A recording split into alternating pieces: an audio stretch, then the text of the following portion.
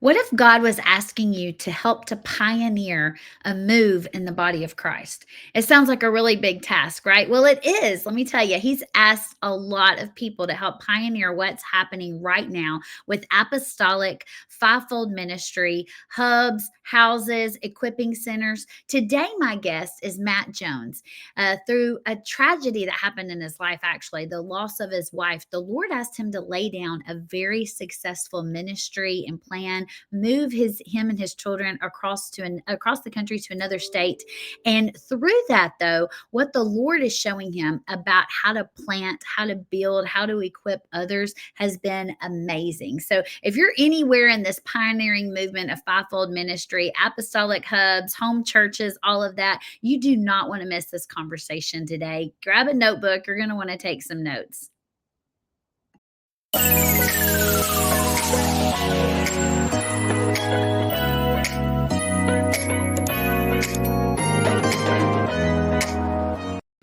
Hey guys, welcome back to another episode of That Kingdom Life. I'm your host, Latoya Lackey, and today I have with me a gentleman that I have been following for the last few years on social media, and we just were catching up on when we have met in person before, and I cannot wait to introduce you to him. He has a heart for the apostolic and for the body of Christ, and I want you to hear his story. His name is Matt Jones. So welcome, Matt. Hey, thanks for having me. It's an honor. Yeah, so glad that you are here. So I know you hail from Michigan. Is that correct? Yes, I am in Michigan right now. Awesome. Okay. And you're part of Trees Church and the Kingdom Collective. And tell the people a little bit about you. If they've never heard of you or followed you on social media, tell them who Yep. you are. So, my name is Matt Jones. I've been really in vocational ministry for close to 20 years now. Started as a youth pastor, which most people in vocational ministry tend to start as a youth pastor, youth leader, or something, Yeah. And then I took over a church in Burr Oak, Michigan, which is a very, very small town, like 800 people. And there was like 40 people when we got there. And I was very not sure why the Lord called me to this little town, because, I was always all about evangelism and reach a ton of people. And when I first went out there to apply for the job, I was like, God, not sure what you're doing, but there's cows and corn, and neither one of them can get saved. So is this really where you're calling me? But it was. And so I led that church for a while. We grew out of that location, planted another campus in Coldwater, Michigan. So we were running two campuses for a while. And then some stuff went down that we'll probably talk about later. We've been seeing a lot of things happen in the American church and the Western church model. And there's all these symptoms that we're seeing. Like, when you get like a virus or a cold, you have symptoms, but you don't know necessarily, is it a cold? Is it this? Is it that? Right? We're seeing these symptoms around, and there's a reason for that. But these symptoms started to come up, and anyway, we had to make some shifts and some changes. But again, we'll talk about that probably in a little bit. A little bit further down the road, I planted another ministry up in Flint. And so I raised up teams here after when 2020 hit, and a lot of things changed in a lot of ministries. We raised up teams to run the church here, and I went to Flint to start a regional apostolic hub. And then in, what was it, 2023, my wife of 21 years got sick.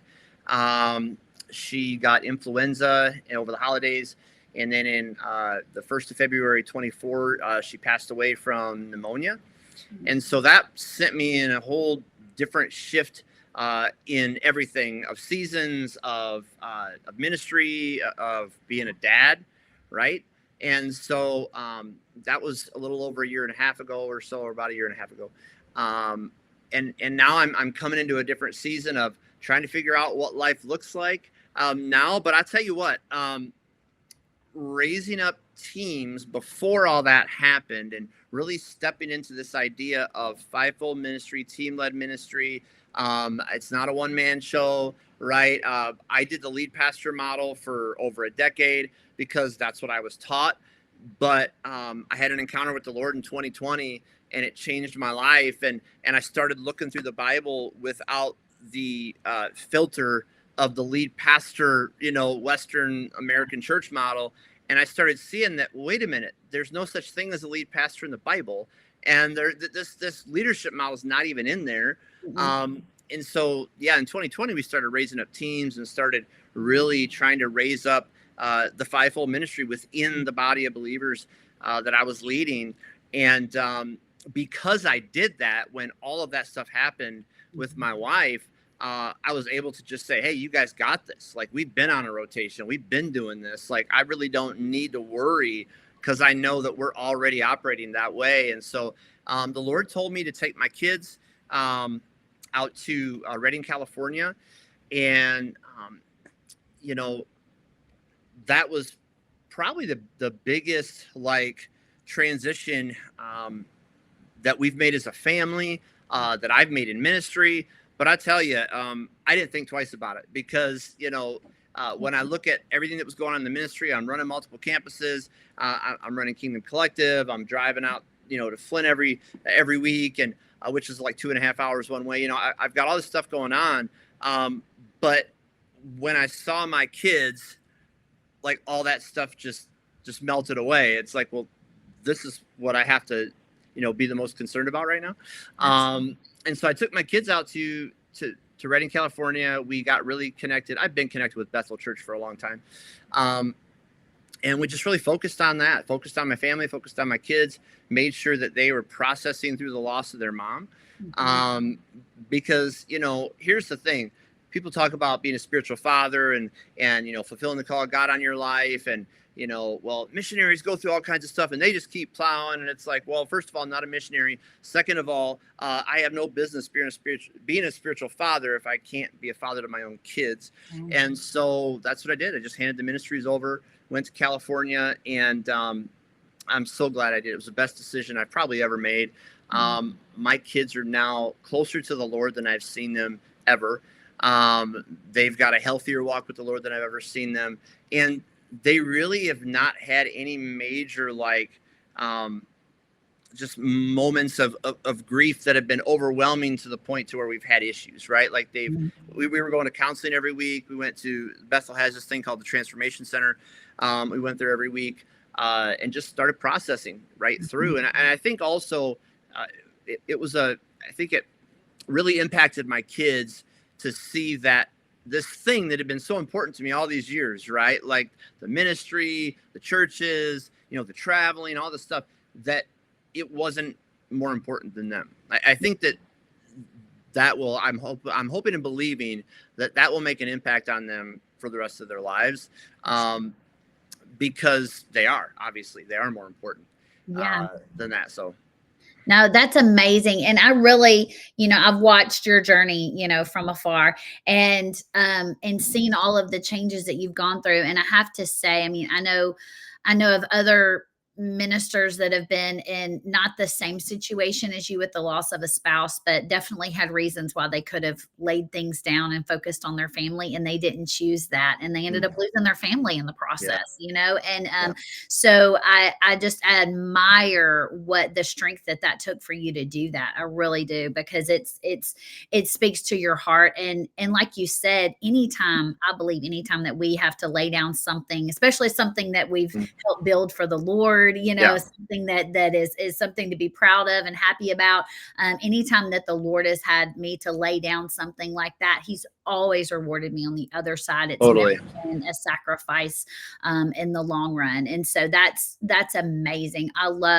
Thank you for sharing that journey and for being vulnerable with that. I want to go back to something you said, because you said, that you were in pastoral leadership. You were in having that mindset of a pastor. And so many times, I think in the church, we see people in their gifting, and we stick them in a pocket. And that pocket, most of the time in the Western church, looks like pastoral ministry. That's what the pocket looks like, even if they are administrative or evangelistic or whatever. We just stick them into that role. Talk to me a little bit about like you've had to unpack a lot of that even before. That's a can of worms, man. I know. Like, go ahead and just open it up. Go ahead. Oh boy. Well, it goes all the way back to 324 AD when the Roman Catholic Church took over. You know, really it does. I mean, because people say, well, why is everyone called a pastor? Yeah. Well, that's why. See, when you go back and you actually study church history, so many people just go off of how things have been done, right? And I've found this pretty much 99, and I'm not even exaggerating. I really don't believe almost 100% of the time. When I had these conversations, the argument is always based upon how someone was raised up, what they've experienced. This is what my grandma did. This is what my pastor did. This is what I'm like, okay, well, what does the Bible say? Right. And if we have these questions and we can't find it in the Bible, then let's actually study church history. I mean, it's not a sin to look at church history. No, it is not. Because I can't remember who actually said this originally, but if we don't know our history, then we're doomed to repeat it. Right. And so, like when you go all the way back, you see the fivefold ministry was operating. Apostles, prophets, evangelists, pastors, teachers were operating for about 320 or so years after Jesus died, rose again, went back to heaven. The church model was small gatherings, usually sometimes multiple times a week, right? But at least once a week. And then you had regional gatherings. That's where we get this hubs and homes model. This is not a new thing. This is not some fad that oh, let's do a new thing. No, people talk about the new wineskin, and I agree with that terminology because it really does line up with how Jesus described it, right? Talking about the old wineskin, it's not pliable, it can't stretch, it'll burst if you put the new wine, but the new wineskin has to be able to stretch. Because the new wine expands and it flows and the new wineskin has to move with it. And that's how the Holy Spirit operates, right? But this is what I say. Everybody wants the new wineskin, but nobody wants to kill the cow.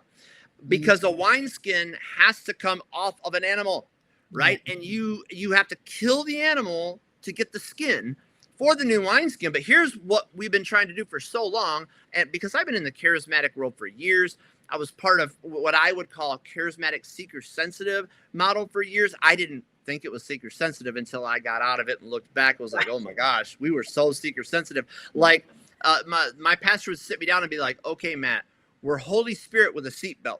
Like we believe in all this stuff, but we don't want people dropping and shaking. And, you know, like he would have these conversations with me. I'm like, okay. You know, and so like, and now you see me like hanging out with people like Charlie Shamp and Darren Stott. It's like, they would have made so much fun of them.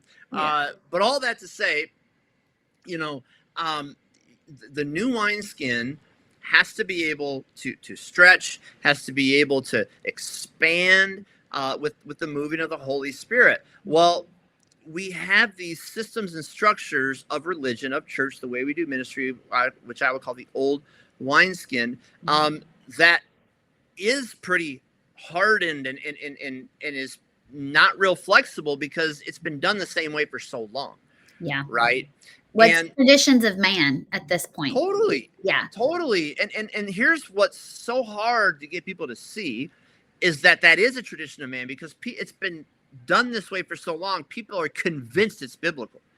Like I've heard messages preached on this, like Timothy was the pastor of the largest church at Ephesus. Absolutely not. He was not a pastor. He was an apostle, right?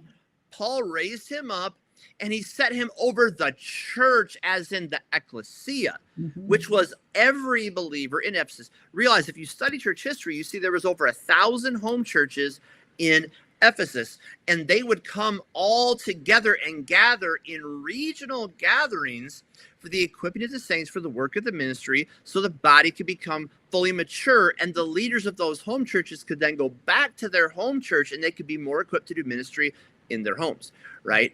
And so you get one of two extremes.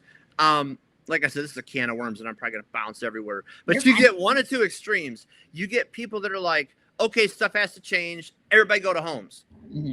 Okay, we need homes, but that's only half of the New Testament model. People are convinced either it's all traditional church or it's all homes. Yeah. But those are both like extremes. Right? We see throughout the Bible We see regional hubs. There was a hub in Jerusalem. That was the first one, and they met in the temple courts. You realize, like, the temple courts fit thousands of people, thousands, not like, hundreds, literally thousands of people could fit in the temple courts. But, usually most people's homes back then would fit like 5, 10, maybe 15, right? And so we have this model going all the way back, right, to the book of Acts, this homes and hubs model. But getting back to the pastoral, right, mindset. So you had apostles, prophets, evangelists, pastors, teachers. You had them working together to equip the saints for the work of the ministry for about 324 or so years. And then when the Roman Catholic Church came in, Constantine came in, and he didn't have a full salvation experience with God. See, that was the problem from the beginning, is that they were in a battle. He saw a flaming cross. That should probably tell us something from the get-go, right? He saw a flaming cross, and he heard a voice that said, "Conquer under this name." But he didn't have this personal encounter with the Lord. He just saw the cross as a way to win battles. And so he went to all his Mithras temples. Mithras was the name of this cult, this Roman cult. They had all kinds of different religions, but and there was temples all around throughout Rome, Mithras temples. And so they win the battle. He says, okay, well, Jesus must be real. And he goes to the Mithras temples and he says, okay, we're going to become Christian. But then they incorporated all the Mithras beliefs in with Christianity, right? So this is how we get instead of the Catholic Church, which just means universal, right? So there was a universal church before the Roman Catholic came in, but the Roman Catholic was completely different because it came in with the Roman influence. So the Roman universal church came in and said, okay, shut down the fivefold ministry. There's no apostles, prophets, evangelists, pastors, teachers, because then we can't control it, right? So we're gonna. They transitioned all the Mithras temples into Christian temples, basically, and they told the Mithras priests, "Okay, now you're going to be a Christian priest." Most of these people didn't even get saved; they were just told they had to now start talking about Jesus. So we get all this mixture right off the bat, right? And Mithras, people say, "Well, where'd the Pope come from? And where did all these things come from?" Well, the head minister in the Mithras church was called the Papal Father, the Pope. And all of the implements that he had, all those things go all the way back to Mithras. Actually, they were doing excavation under the Vatican back in the 80s or 90s, and they found the original foundation of a Mithras temple. So the Vatican was actually built on the physical foundation of a demonic temple. And so there was just so much mixture from the beginning, but so we have the Roman Catholic Church operating for a long time, from 324 AD till about 500 years ago. Martin Luther comes, he says, hey, this is all jacked up. People are having to pay to get people out of hell. People are having to pay money to get people out of, you know what I mean? It's like, it was all messed up. They were having to pay money for all kinds of different types of ministry and prayers and different things. And there was just a lot of long list, right, of religious activities and traditions of man that made the word of God of no effect, you know. And so we all know about the Reformation, but unfortunately there wasn't enough reformed to get us out of that, fully out of the mixture. So thankful for the Reformation. Please don't get me wrong. I'm so thankful that the Protestants, the Protestants, right, the Protestants came out of that movement and came into a more biblical model. But here's what happened. You can read the writings of Martin Luther. This is what he said. People can't take too much change at once. So we decided to call the leaders of the church pastors because it sounded the most like priests. This is a quote from him. Wow. And so we go all the way back to the beginning of the split off the Catholic Church, which already had a ton of mixture from pagan, cult, right? And we have these leaders that say, hey, we know that people can't take too much change, so we're just going to do something similar and use words that sound the same so people won't get too freaked out. Well, again, everybody wants a new wineskin. Nobody wants to kill the cow. You got to kill the cow, which means let's call it what the Bible says, and not because it sounds like a tradition of man. Let's do this, because of truth instead of tradition. Right. And so you've got this mindset that started then about 500 years ago, that everybody in ministry is a pastor, because then there was only one minister. They didn't use the term lead pastor then, but that's basically the model that they had, because they went from the Catholic Church. There was only one priest per parish. Now there's only one pastor per church. And we're just using that term because it sounds similar to what we're used to. We're not thinking about what the gifting is, what the office is. We're not even, understanding Ephesians 4:11 and that whole portion of scripture, right? We're just trying to maintain things enough so that people will not reject it, right? Let me ask you this. Do you think, because we were talking about this the other day, my husband and I, and a couple other people, it's like, I almost feel like when you look at how God moves and God knows how we are. Yeah. I think God has to bring things in increments for us to accept them as well. So I almost feel like this hubs and homes thing that's happening, this Reformation, this new wineskin, I almost feel like it couldn't happen until now. It's like, I don't think it could have happened pre-COVID. I don't think people would not have been accepting of it. I feel like COVID was a catalyst of awakening people into, hey, something's off, or like, I'm going to church just for the experience. I don't even know how to lead my own family, and discipleship meetings here at the I think it made people start to evaluate and question. And now here we are 5 years later after COVID, and I feel like that sifting that happened during COVID, this is what is left in the pan after it's sifted out. People are like, okay, this needs to happen now. So you feel that way? Like, I just feel like I couldn't have done this before. I think there was a few things. I think COVID was a big catalyst, because all of a sudden we couldn't do church the same anymore. Right? So all of a sudden people had to figure out online meetings, gathering in small groups, that started, but we've had a lot of other shifts go on too. There was, this word released by Bob Jones, like back in the 80s. And I will give a disclaimer. I am a Kansas City Chiefs fan. I have season tickets, so please. But he gave this word. Now, people got this wrong. They thought the word meant when the Chiefs win the Super Bowl, then revival will hit. That's not what he said.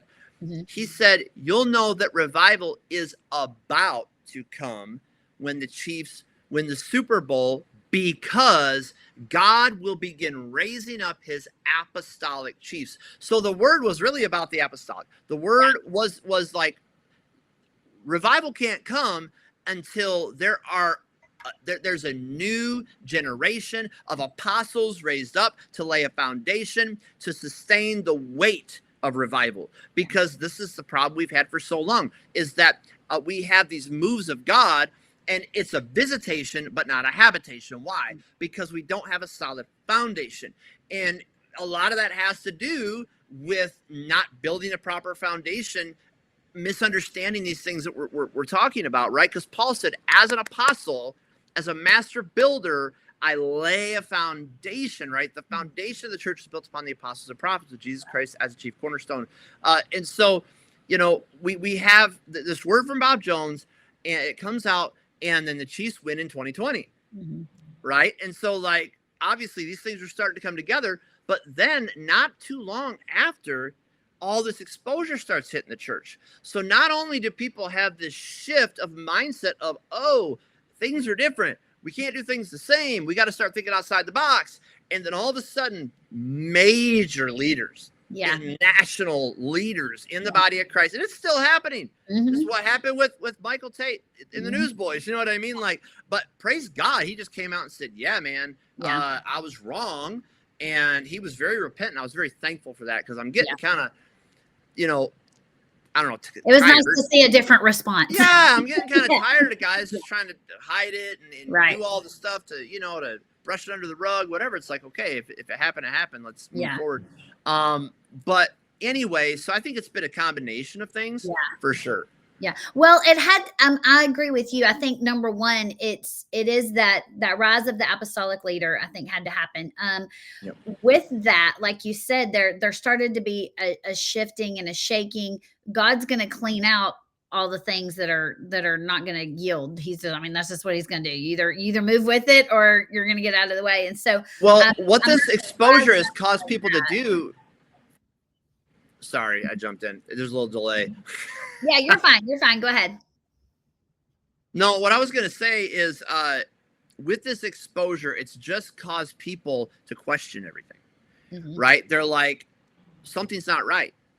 If the leaders of these large organizations, if these major like spiritual leaders are having so many issues, then we must be doing something wrong. Like something's not right. So this is causing people to question the model because of what's happening with the leaders of the model. You know, Barna research says that over 80% of all lead pastors in America are either currently depressed or on depression medication. 85% of their wives are currently depressed on depression medication. That should be the biggest red flag in the church. And that study came out, I think, in 2019. Yeah. And so, like, why have we not been talking about it? Nobody wants to, right? Because then we have to question everything. But if the spiritual leaders of our churches are the most mentally unstable people, something's not right. Something's not. And here's the other thing too, I think, Matt, is that, you know, when we talk about revival and we talk about the word that Bob gave and, you know, all of those things, and we talk about that, we have this picture, I think, in our mind of what revival is. And it's that Azusa, it's that Toronto, it's Brownsville. And I'm in a firm belief that, I think I say this every episode just about, but I'm in the firm belief that the next move of God is little fires everywhere. It's God's people out into the streets and in the workplace and the marketplace doing the work of the ministry that we've always been designed to do. And so when we're taking it out of this model and putting it more into this model, you know, coming up, and the leaders supporting the other people, I think that's what's having to flip on its head. And so now you're having, you know, people like you found yourself, you're having people that are in a pastoral role that are like, I don't, you know, they're depressed because they're not in their role. They're not in their right seat on the bus is why they're depressed, you know? Totally. So, think of it this way. Think of it this way. So instead of the fivefold, and people hear that phrase and all of a sudden they're like, well, that's not biblical. And it's like, okay, well, the Bible doesn't use that phrase. The reason that we in this, you know, type of stream and in multiple streams really use the phrase fivefold ministry is because in Ephesians 4:11, it gives us 5 specific traits of Jesus. Because the Bible says when he ascended on high, then he gave gifts to men. Some he gave to be apostles. Some he gave to be prophets. So Jesus was the apostle, the prophet, the evangelist, the pastor, the teacher. But when he ascended on high, he split them up because he didn't need another Jesus, right? He didn't need leaders that had every single function that he had. People would just worship them. We already have a problem with men of God, women of God in those positions being worshiped anyway. It's one of the reasons we're in the situation we're in, because people get put on a pedestal and then guess what? They begin to believe they're on a pedestal. And then they begin to justify their behavior because they're above everyone, right? And so he himself gave those offices to the church, but he split them up so that we would need each other, so that we wouldn't get puffed up and elevated in pride, for a lot of reasons. But I look at it this way. When you have the one-fold ministry instead of the fivefold, picture a table with one leg and then put a whole bunch of weight unevenly all around the table, because, you know, the ministry never functions perfectly. You got, you know, stuff happening all over the place. That thing's not going to stand. Or it's going to be so unstable, it's going to be really hard to keep standing, right? And then you're going to need other things to try to prop it up. You're going to need crutches, right? These people get into, you know, secret sin. They get into drug abuse, alcohol abuse, you know, extramarital affairs, all these things. But a table with 5 legs can sustain weight anywhere. And that's really what we were meant to do. Look, the Bible calls depression a spirit of heaviness, right? And so when you've got over 80% of lead pastors having a spirit of heaviness, well, it's because they were never meant to sustain the work of the ministry all by themselves. There were 5 legs that are supposed to be on that table, not one. That's so good. You know, as you're describing that, I'm thinking, in the business world, I came out of corporate America. In the business world, Yeah. We have no problem understanding that you can't have a one-man team. We have no problem understanding that where I'm weak, I need to hire somebody that's better in that other department, and we help each other, and that's how Yeah. we build. And in the business world, we have no problem with that. But when it comes over to ministry, then you're like, well, what if this person isn't called to that? What if they don't have the anointing for that? And I've elevated them, and all of those are some of the discussions that I've personally heard pastors make. And my rebuttal to that, and I would love to get your thoughts. My rebuttal to that is, when you actually get in the trenches with your people and you know who they are, you don't just appoint them because of a need. You begin to pull out gifts out of them, and you are helping them. Because if someone has the gift of prophecy, I know pastors that they would never let a prophetic word be given in their church, right? But it's like, no, we're better to allow these things to happen than here within the safety of your church. We're better to let your teenager make the decision on what time to come home than while they're in the safety of your home, not when they get out. So it's a shift in mindset from, I have to carry all this on my own, to, what, God has probably placed people right here in my congregation that have tremendous gifts that I pull out the gifts in them, it would actually help the movement of the church and the body. Yeah, for sure. And I think even people that have the right heart and desire that they want to start implementing, operating in the fivefold ministry, sometimes do it a little, like, I don't want to say legalistically, but this is how they do it. Okay, we have to find an apostle, a prophet, an evangelist, a pastor, and a teacher. We have to have 5 people in each role. We have to have one person in each role, 5 people, and we sit at a table and we go, apostle talk, prophet talk. Look, these are offices that are governing offices in the body of Christ, which means, offices and roles, functions that help the body to be governed, right? But each office has differences, not just in spiritual gifts, but in like seasons of effectiveness, right? Yes. So like an apostle, for example, that's the one that comes in first, plows the ground. You don't have any need for a teacher yet, or a pastor, because there's nobody to teach or to shepherd yet, right? You've got an apostle coming into a new place, a new territory, or a new sphere of influence, right? There's online, like Ryan Lestrange, man. He's got such a powerful online ministry. He's a digital apostle. He's also an apostle in a region too, but that's one of his spheres of influence is this digital realm. And so he's been plowing. He had to plow for years in the digital realm before he even needed an assistant that could take, the pastoral role of people sending him messages and all those things, right? So you have different seasons where each office, function, whatever you want to call it, is needed. And so it's more of an organic thing. It's like, okay, we have someone that's pioneering, someone that's laying a foundation. Okay, now we're connected with someone that's prophetic, so we can have that solid foundation the Bible talks about in Ephesians 2.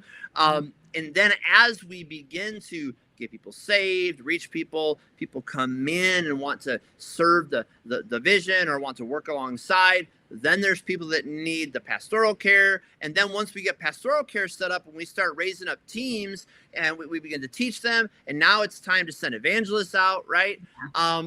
So it really, in my opinion, it works much more effectively, and it's honestly more biblical of a way to do it, to let it happen organically, but to just be mindful, like, this is what we're looking for. Like, we're looking for these traits in people, and there's seasons where those are needed at different times. Yeah. And understanding, like, this isn't something that's going to happen overnight. No. This, you cannot turn the rudder of a ship, but you can't turn the direction of a ship, overnight. It takes a minute. So talk about that for a minute. Like, what are you seeing with not necessarily like, how long is this going to take? So it's going to take as long as it takes. But what are you seeing with that movement into the right direction, do you think? Because I feel like it's popping up everywhere. I feel like I'm meeting more and more people that are thinking the way that we're talking. I started talking about this in 2020. I had a very powerful encounter with the Lord in 2020. where I was literally taken somewhere, and you know, that never had happened to me before. I know a lot of people that happens every Thursday at 5, they go to be somewhere with God. That not me, man. That was like very eye-opening, like what is happening, you know. But yeah, I was taken before the Lord, stood face to face with God, and he told me who I was, and he told me that he had sent me, and I was a sent one, all these things. And he was using terminology and phrases I wasn't sure what they meant, because again, I was raised up in this charismatic, what I would call a seeker sensitive charismatic movement, where you didn't talk about apostles and prophets. You talked about pastors and teachers and evangelists, right? Mm-hmm.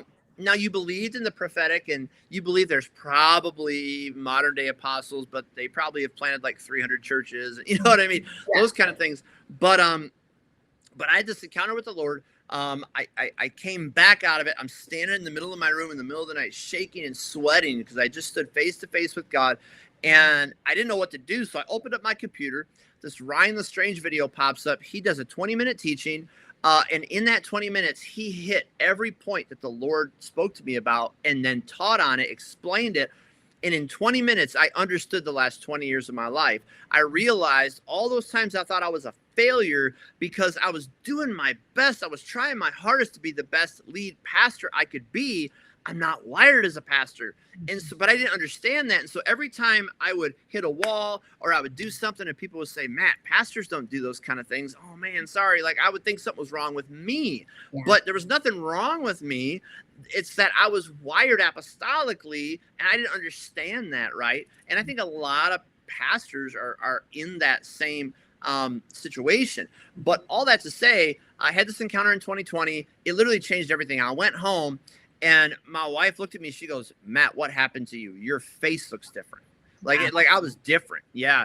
And I just started devouring every single thing I could find on the Apostolic, Chuck Pierce's stuff. I just, started just reading everything I could read on the Apostolic, the Fivefold, New Testament Church. And I started teaching on it because I'm in that role. I'm the lead pastor, right? Yeah. But immediately I was challenged. Like, wait a minute, that doesn't even feel right to even say that anymore. Like, but what do we? You know what I mean? Yeah. And I've never been a big one. Like, you got to call me pastor or apostle. It's just like call me Matt. But I'm not. Some people are big on titles. Well, people have to know the title. No, I think if you help people understand the function. As long as people understand my function, they can call me whatever they want. Yes. But understand my function. Understand I don't function as a fivefold pastor, but I function apostolically. And if you know what that means, then there's not unrealistic expectations, right? And that's where we get all the offense and the hurt, and the people expect something and they don't get something different, right? Yeah. All that to say, I start teaching on it at the church every week. I mean, I went back and looked, and I taught on it for like 2 years, different aspects. Like I said, it's a big can of worms, right? So I'm teaching about the history. I'm teaching about what the term apostle means, that, the disciples weren't the first apostles, that it was a phrase, it was a term that had been used for over 400 years in the Greek culture, in the Roman culture, and that Jesus used a common term that people would understand, that his disciples would understand, so they would know what the job description looked like, right? There was Roman apostles in Jerusalem at that time. Their job was to shift people from a Jewish mindset to a Roman mindset. They were cultural architects, cultural engineers. It was their job to go into a region and set up everything to look like, to act like, to function like Roman culture, to transform people by renewing their minds into a Roman way of thinking. And that's where Paul even got that phrase. It was an apostolic phrase from what the Romans did.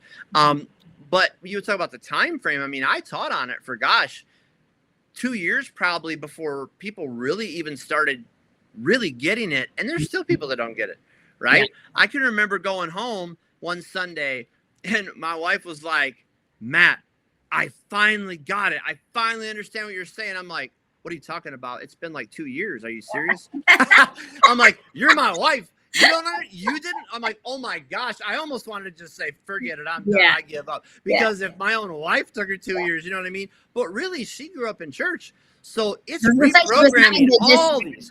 Yeah. Yeah. It's like a whole lifetime. Yeah. And I think you were saying that about expectations. I remember you doing a post because it was the first post I'd ever seen like this. And honestly, I don't know that I've seen another one since, but you made a post talking about the expectations of that you've had to readjust the expectations of your people in your church to understand that you're not a pastor, that not to expect pastoral typical those things from you because that's not your role. And I remember that post when you said that just then because it hit me very strongly because I thought, man, if we can, as we're educating people on all of this, if we can also set expectations as to not just so that I can get out of being caring as a pastor. That's not it. It's so that people understand, look, this is the role that I'm playing in your life. This is where God has placed me and gifted me.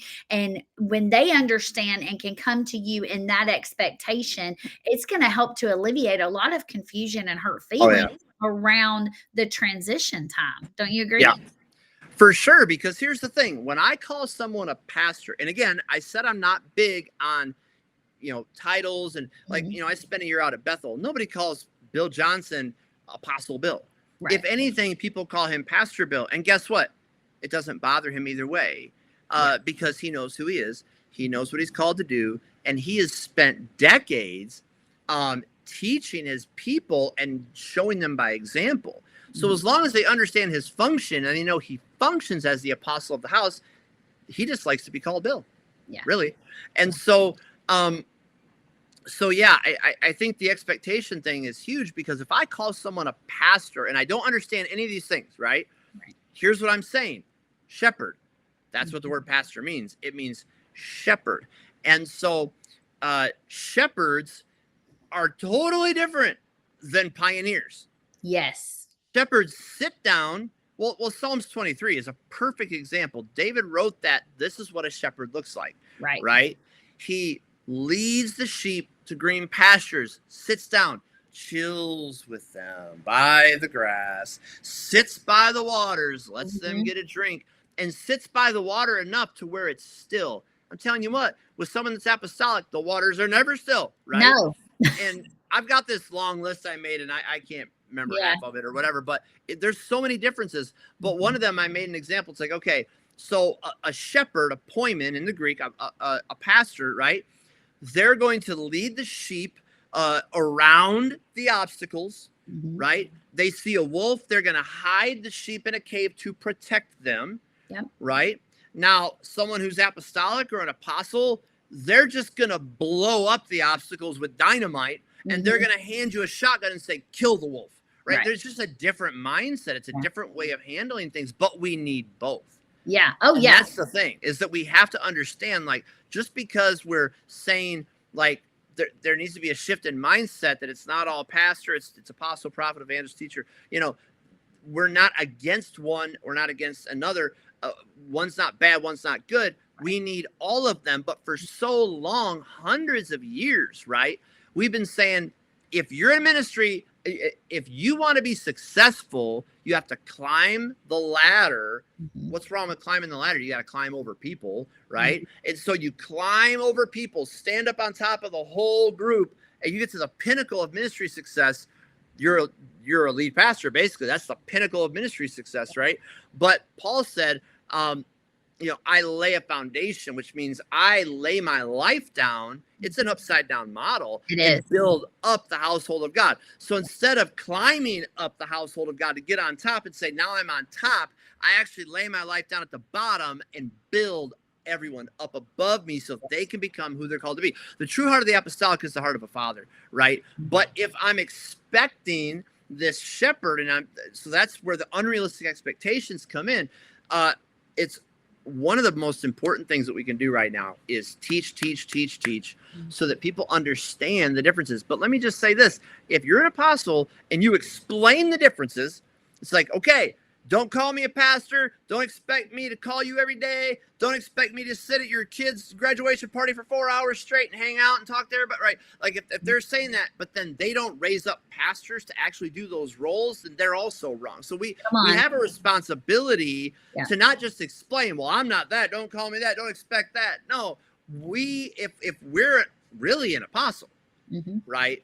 The goal, well, Paul said as a master builder, that word is architect, schematic, schemazo. So it's someone who's setting up, a system and a structure of the fivefold ministry, putting everybody in their place. Like, it's our job as that master builder to make sure there's, road workers to build the roads, people that operate in schools to build the schools, people that there's people in every place, in every position, to set up the culture and the way it needs to be set up so that his kingdom can come and his will can be done. They used to tell Greek apostles, like, this new region, when you're done with it, has to look so much like Greece. When the king comes, he feels at home. Wow. Right. And so that's our job, man. Like, our job is to set things up as an apostolic leader, where we've raised up and equipped people in all of the different functions and in the gifts and the offices, right? So that when his kingdom comes, it looks like heaven, right? It looks like the New Testament church as much as possible. So the kingdoms of this world become the kingdoms of our God, right? So it's like, it's also very freeing when you begin to understand your own giftings and you understand your own callings, because then you're not having that frustration of trying to fit into all of these other models. And like you said, then you're able to bring people around you to lift them up to fill in some of those spots. So I love that. And I think it's something that's happening very slowly right now, but I feel like it's gaining momentum. I feel like people are starting to understand. I'd like to say something about that slowly thing, because let me say, we'll back up to when I lost my wife of 21 years. And I was probably more busy in ministry at that point than I'd ever been. I would say I was running in my lane at the highest level that I'd ever in my life. So for, a decade at least, I was, 12 years. I think it was about 12 years at that point that I had been a lead pastor, right, before I had the encounter. And then, there was a few years after that, before my wife passed, where I was actually having these revelations and shifting and doing all this stuff. But I was very, I just felt like I was in the pocket. Like, oh my gosh, I'm finally, I spent all this time not operating in what God had really called me to do, because I was so caught up in the way things have always been, the way I was raised up, traditions of man. And just for the last few years, I had been really flowing, and I felt like I was, just flying almost. Like, I felt like my feet were off the ground and I was soaring with the Lord and riding the wind. And when that happened, I had a few people challenge me. They were like, well, Matt, you're going to lose momentum in the ministry if you go out to California. You can't do that. There's got to be another way. There's got to be a way to keep doing what you're doing, but yet, help your kids and all this stuff. And I didn't want to slow down. My intention, of course, we're seeing all this fruit. We're operating what God had called us to do. There were so many things happening in the ministry that were positive, but I had to slow down, not only for my kids, right, which that was the number one most important thing, but I believe it was also part of helping me to become who God had called me to be as a spiritual father. Because again, the heart of the apostolic is the heart of a father or a mother. If you're a female, there was female apostles in the Bible. There was one named, her name was Junia, right? So females could be apostles too, just in case there's people wondering. But when you look at Paul, he talked about Timothy, a son. Like, he speaks to Timothy in these family terms, right? And he communicates in different places in the New Testament in this fatherly way, this fatherly heart. I lay a foundation, I build others up. He would go from city to city, and he would raise up spiritual family, and then he'd move on and do it again somewhere else. And all the way back, I'm teaching on this Sunday for Father's Day. So Jacob, why was Joseph different than all his brothers? Why did Joseph hold on to the word of the Lord, the promises of God? Why did he not compromise when all his brothers were ready to just kill their brother because they were insecure, right? If anybody had a reason to give up on God's way, it was Joseph. But why was he different, right? It's because Jacob wrestled with God, had an encounter with God all night long, and wrestled until his identity was changed from a deceiver to a prince. What's a prince? A son of a king. And you can't become a father until you learn how to be a true son. And so Jacob all of a sudden shifts into understanding sonship and how to be a real true father that's led by the Spirit of God. And Joseph was the son that was raised up after his encounter. That's why Joseph was different, right? And so as someone who's apostolic, we've got these apostles who want to throw their title out there. And they really, what they're doing is they're just creating another lead pastor role, the top of the pyramid. They're just calling it apostle. Now the apostle's the top of the pyramid. No. An apostle is someone who is a father first, right? I'm not going to go home and my son, my 10-year-old son, come in, and I'm not going to, shove him on the ground and stand on top of him so I can reach higher, right? I would never do that. What am I going to do? I'm going to hand over the churches. I'm going to hand over the ministries. I'm going to hand over all my responsibilities when my kids need help. And I'm going to say they're more important. Why? Because God's called me as a father first, then as a minister and everything else, right? That's the heart we have to have if we're going to make this shift from the old wineskin to the new, because we've been doing this corporate model and this kind of, this business model for so long that we've totally lost that family aspect of fathers and mothers in the way we treat people, the way we raise people up.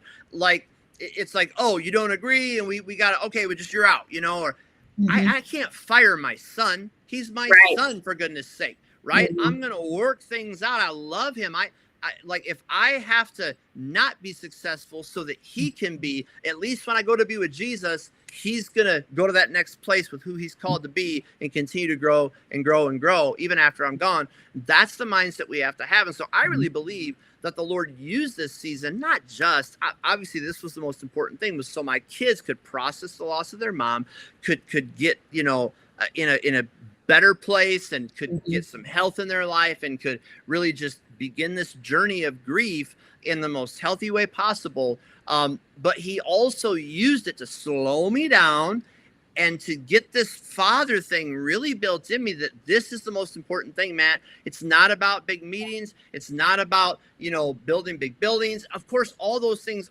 aren't bad. I'm not saying that. But the most important thing is the heart.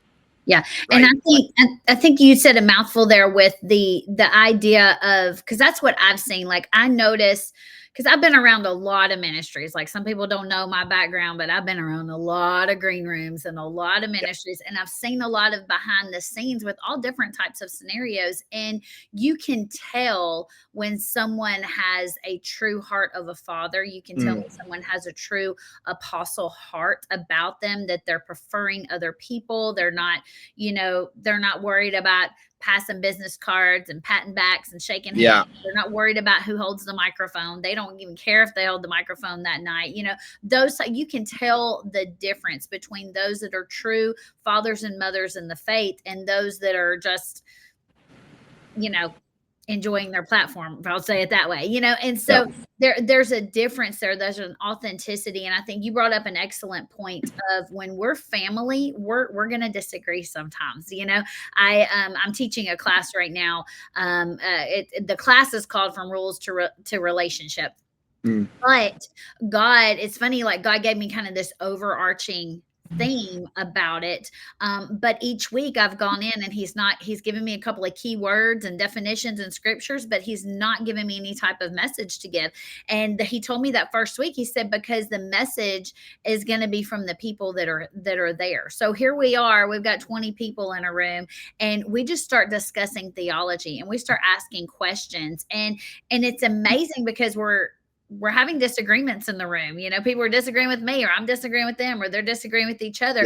But it's like, we're doing it from a heart of family, and like, we're in this together. Like, it's okay if we disagree. We agree on Jesus, and that's what we say. And then everything else, let's figure it out. And I think it goes into that family mentality, because I'm not here to say I'm a dictator and you have to do everything the way that I say. I'm here to equip you so that you can study, so that you can learn, so that you can hear from God for yourself. You don't need Yeah. Latoya to get a word from the Lord. You don't need to run to the next prophet to get a word from the Lord. You Yeah. have ears to hear. And so that's my job, is to train you to be able to hear and to study and to think for yourself. Because for so long, we've had the model in the church of come in, listen to what I say, and don't question it. And if you question it, you're being dishonoring. If you go against it, you're being dishonoring. And it's like, no, there can be honor and curiosity. There can be honor and confusion. There can be honor and questions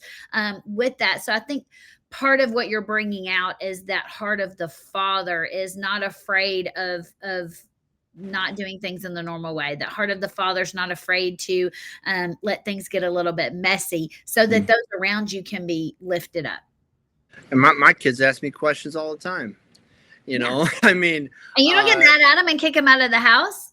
yeah, it's like sometimes you might get a little annoyed that they ask the same question over and over again, but you answer it, you know, and you try to help equip them so that they have the answers, so that next time they're not so, you know, curious and don't understand, right?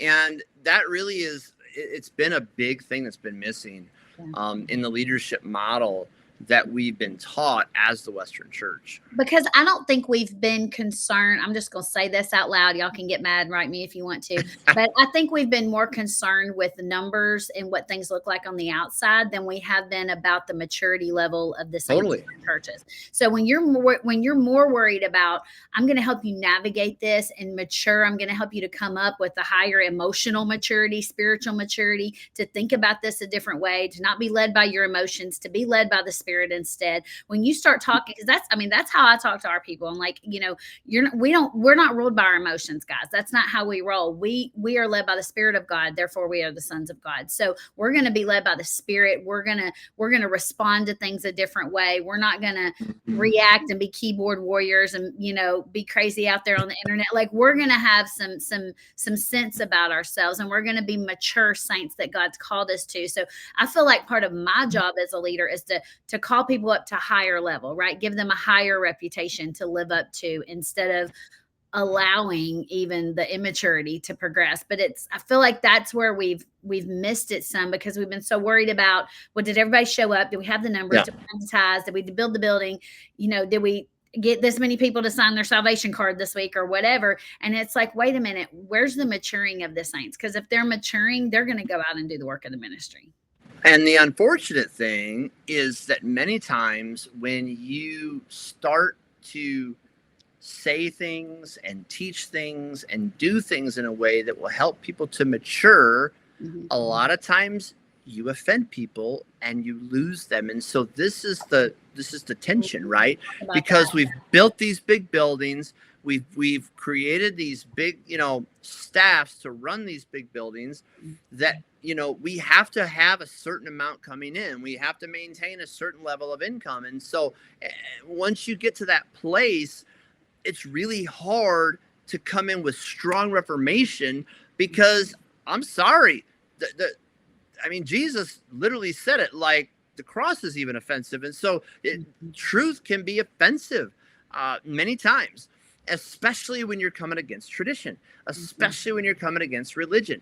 I mean, I could feel it in a room. Like, I don't know why. Like, I'm like, Lord, I just want an easy, you know, nice, comfortable. No, man, he always sends me in with the most rough, you know, like just thick, religious, traditional atmosphere where everybody's just so, like, you know, tense and just ready to, I don't know, explode. That's why he sends you in, though, because you're not afraid to speak the truth. Yeah. So that's just how he uses me. Unfortunately, I just never get the easy assignments. I get the ones where I'm coming up and against the religion and the tradition, and we're shifting mindsets and, you know, plow. And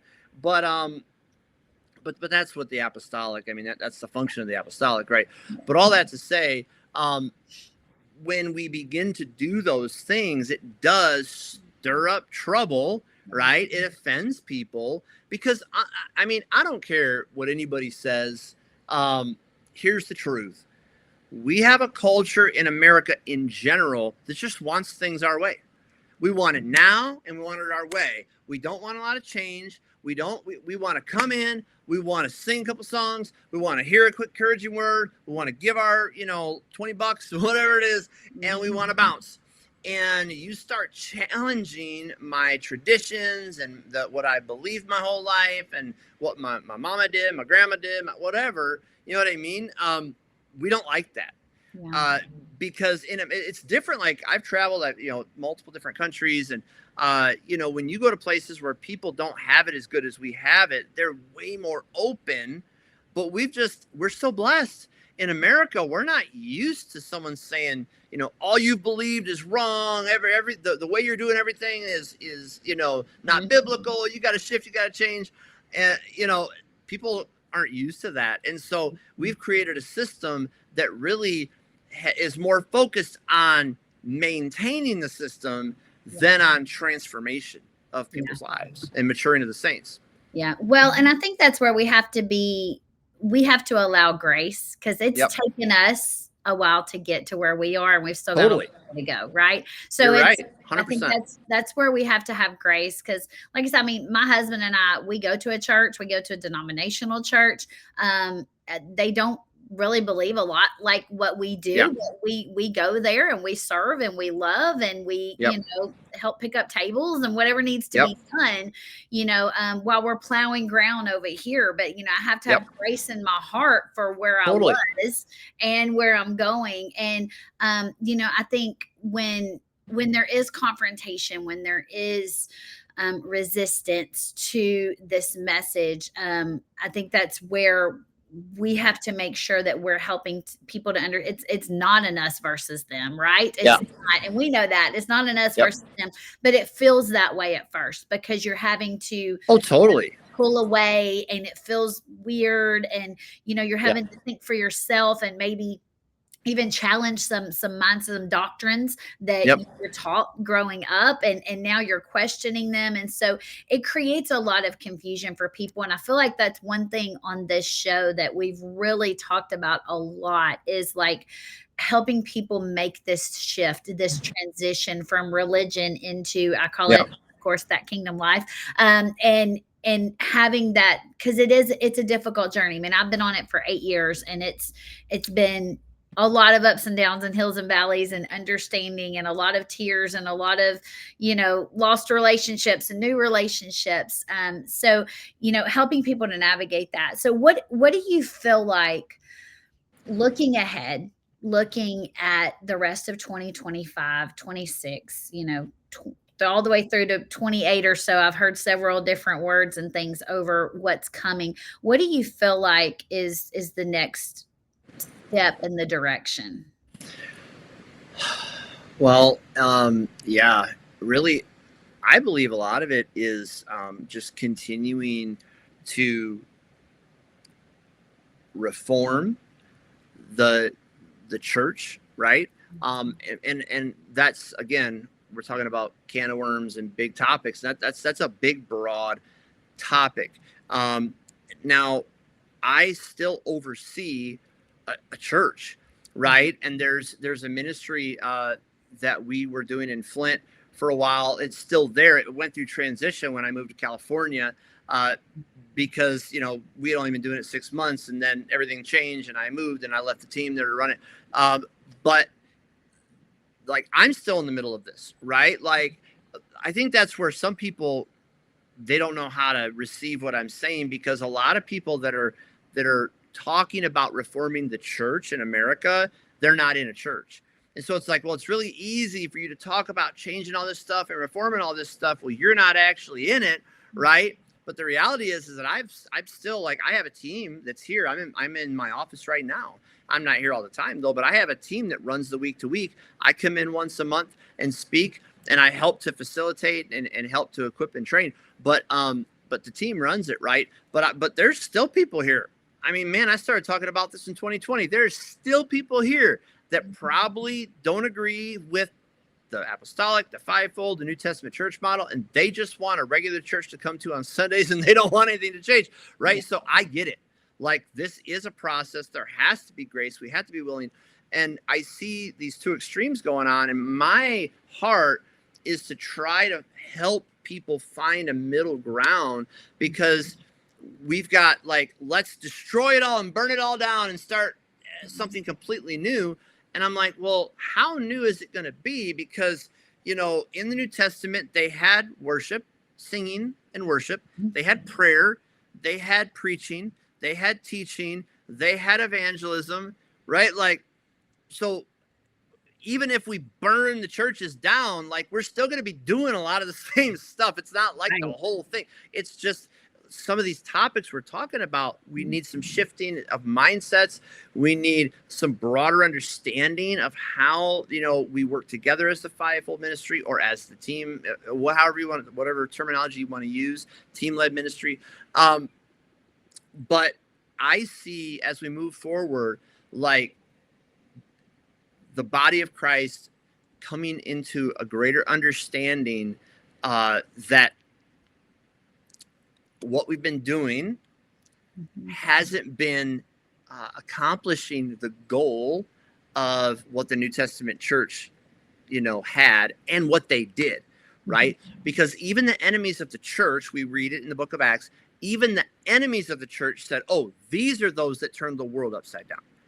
But yet we've been seeing the world turn the church upside down, right? And why is that? Well, it's because of all these things we've been talking about. If you give me a blueprint for a Walmart, you're going to get a Walmart. I also do construction as well. You're not going to get a McDonald's, right? So we have this blueprint in the New Testament. Well, you can't expect New Testament results if you're not doing what they did in the New Testament, right? Like, there's a blueprint, and if we follow that blueprint, we're going to get similar results. But if we've created our own blueprint, right, then we're not going to get those results. And so my heart is to see in these next, 3 to 5 years, right, is to see us find some middle ground with the reformers and the traditional church. Like, I feel like that's the space I've been called to, is to say, hey, yes, some things need to be reformed. Yes, some things need to change. But we're talking about like 80-90% of the Christians in America are in a traditional church setting. Yeah. If they're a part of some faith community, right?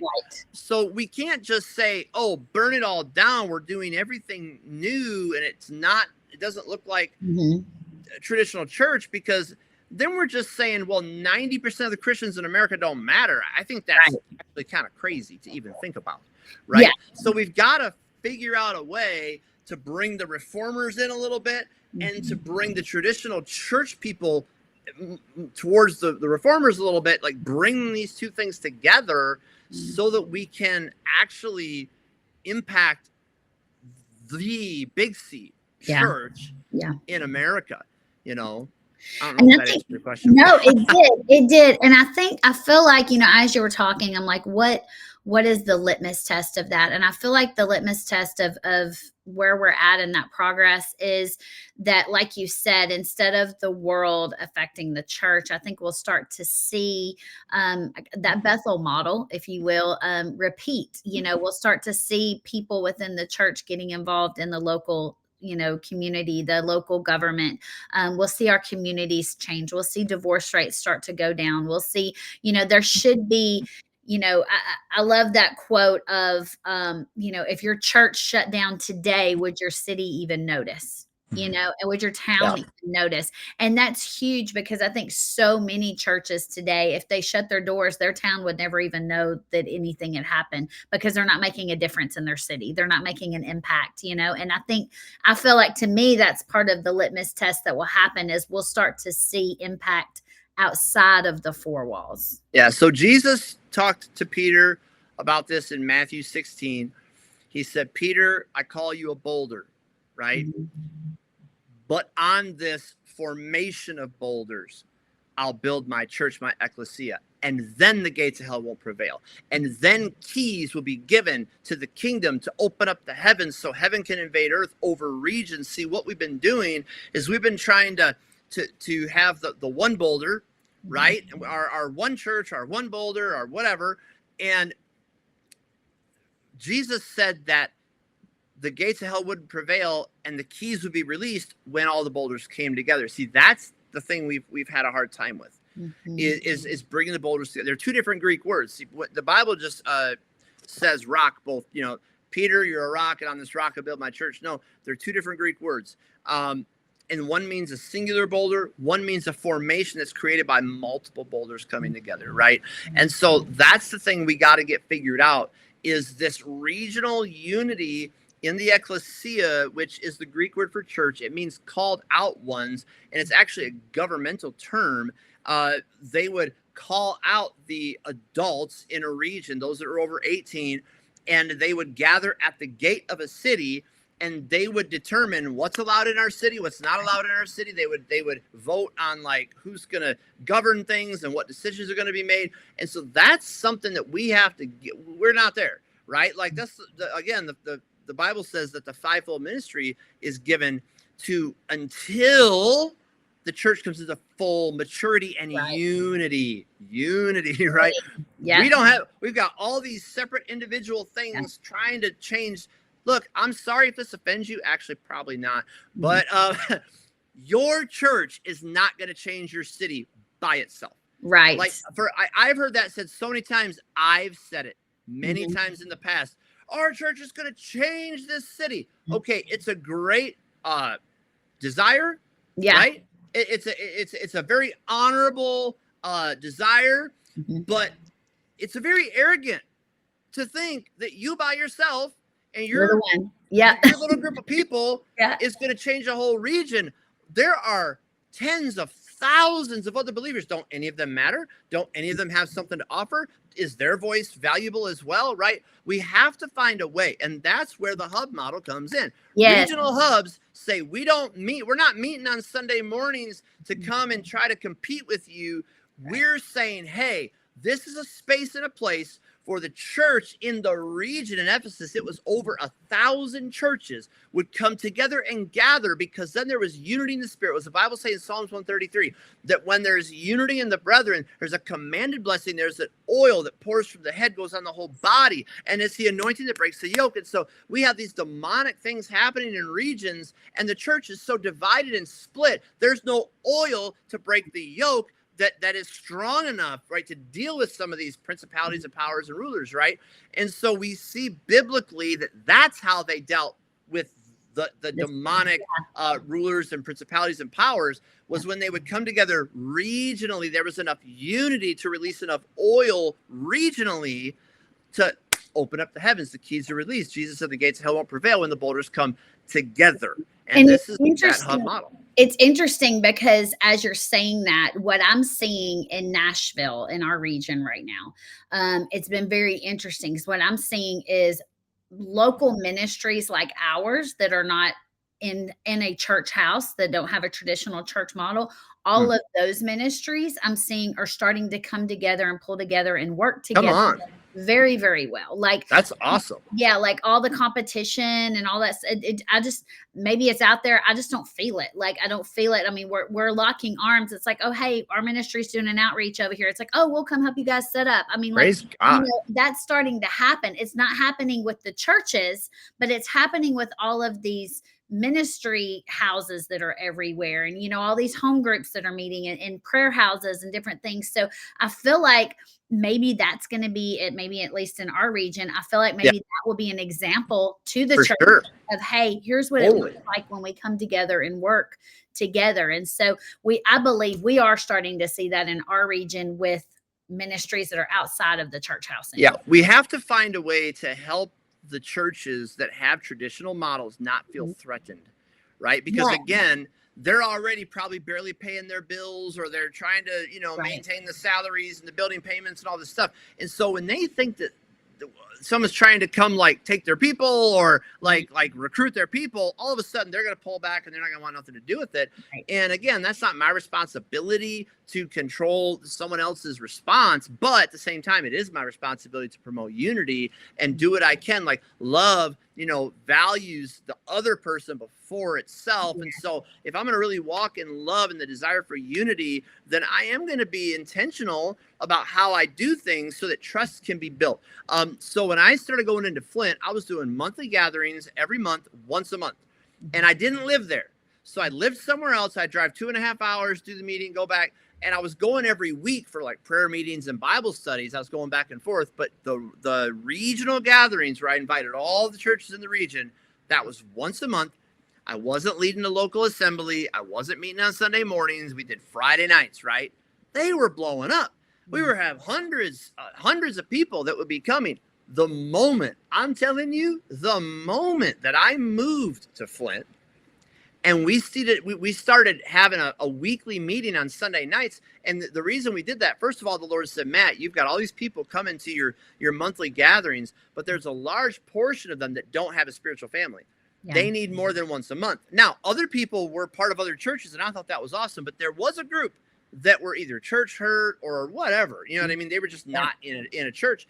And so we started meeting Sunday nights. I'm like, I am not going to compete on Sunday morning. I'm not going to do traditional. Right. It didn't matter. The moment I moved, the moment I started meeting weekly, all the churches pulled out. They all got weird. And so it's like, that was a learning experience for me. Yeah, for sure. Because it's not my heart to take anybody's, look, God's going to provide for me. I ain't got to worry about, you know what I mean? I don't need to take your people. Like, God's called me. He's going to provide where he guides. But to them, it looked like I was, okay, now I'm coming in and I'm going to, take. So we have to be intentional about how we're doing what we're doing to build trust. And one thing, a friend of mine, Ed Watts, is a prophet. He travels now, but he had a church in Flint for a while. It was really more of a house of prayer. What they would do, even though they met Sundays, once a month, they would go to a different church in town for their church. Instead of meeting at their building, they would take the whole church to a different church, and they would all tithe there once a month. Wow. Come on. And so, because the tithe it's the Lord's, right? It's not any one right? Right. And so he told the Lord, he said, Lord, I can't afford to do this. And the Lord said, you can't afford not to. So that's what they did. And like things like that, like that is an amazing so much example. Sense. That makes so much sense to me because like I have felt the tug to like start weekly meetings and stuff. My husband's like, I don't want to start a church. I'm like, well, I don't want to start a church either. I was like, we won't even do it on Sundays, but that does make sense. Because one of the things we've talked about is I don't want to give the impression that we're starting a church and it offend our church that we go to or, whatever. And so we do that. We do once a month. Regional, whoever wants to come, regional gatherings. And then one thing the Lord's allowed me to do kind of in that in-between space is to do, like 4 weeks of classes or, to do like a segment and maybe I'm, meeting with people weekly, but it's on a Saturday morning and it's a class. It's not a that kind of stuff. And so, but I feel that actually makes sense to my heart. Thank you for sharing that because I've been confused a little bit at like, why are we doing it this way? But what you just said actually confirmed something we had in a conversation. Cause I was like, I don't ever want to give the impression that we're trying to pull anybody away from anything like that. But we're like you, we're trying to fill in that gap for people that are just wanting more, or they're wanting deeper discipleship or discussion, or, they're wanting to just go deeper than just attending Sunday morning church. And those are the people that we're attracting right now. So that actually makes sense to my heart. So thank you for that, man. This has been so good. Thank you so much for spending time, taking time out of your schedule. And I'm so glad that we were able to work out our calendars and get it done. For sure. So how can people find you? How can people follow your ministry? Tell people how to connect. Yeah, I mean, I do most of my stuff on Facebook. I know they say that that's outdated and you should be on, Instagram and doing reels and everything. It's like, I don't know, like Facebook's probably the best way right now. Yeah. Just look up Matt Jones. There are a ton of Matt Joneses, but if you type in like Matt Jones, Michigan or Matt Jones Trees Church in the search, I'll come up. Yeah. So just follow me on Facebook. Our church website, if you're curious what it looks like, just if you're a church person and you want to see, it's www.trees.church. And Facebook is mostly where I'm at. So Awesome. That is so good. Matt, thank you so much for being here today. Yeah, for And sure. thank you guys for watching and engage in this conversation. Send this to somebody that you know that's walking out the same types of questions that we all are right now. I believe the Lord is going to teach you something. He has shown me some things today in our conversation, and I believe the same for you guys. So thank you guys for watching. Thank you, Matt, for being on. And we will see you next time on That Kingdom Life. Have a good one. Hi, TKL family. Thank you so much for watching That Kingdom Life. You know, part of our mission here at Latoya Lackey Ministries is to help people understand hope, identity, and freedom. So we not only want to equip you with good, sound biblical teaching, but we also bring in people to have conversations, interviews, topics, all of the things. Now, this is a listener-supported podcast. What that means is that we don't have sponsors. We're not getting paid from other avenues. So I want to ask you sincerely, will you consider partnering with us? Not only are you going to help us to bring good content and quality to this show, but also your money goes to help support other things like the furtherance of the gospel. We have 4 trips planned overseas this year, and we are going into places where they can't afford to pay us to come. We're having to pay our own way. It's a missions trip, right? And we are going to equip leaders in churches. There's church planting happening. We're also going to do a couple of kids camps this year. And this is all in conjunction with a ministry friend of mine as well. And so we are, spreading the gospel, and we're doing the things that Jesus has told us to do, to train up, to empower, to equip, to release disciples, making disciples. So will you please consider becoming a partner with Latoya Lackey Ministries? You can do that by going to latoyalackeyministries.com/give and become a monthly partner or sow a one-time gift. If you want to give towards missions, you can put a note in there for that as well. But every dollar helps, and I would so appreciate it. And I know that we are furthering the gospel together.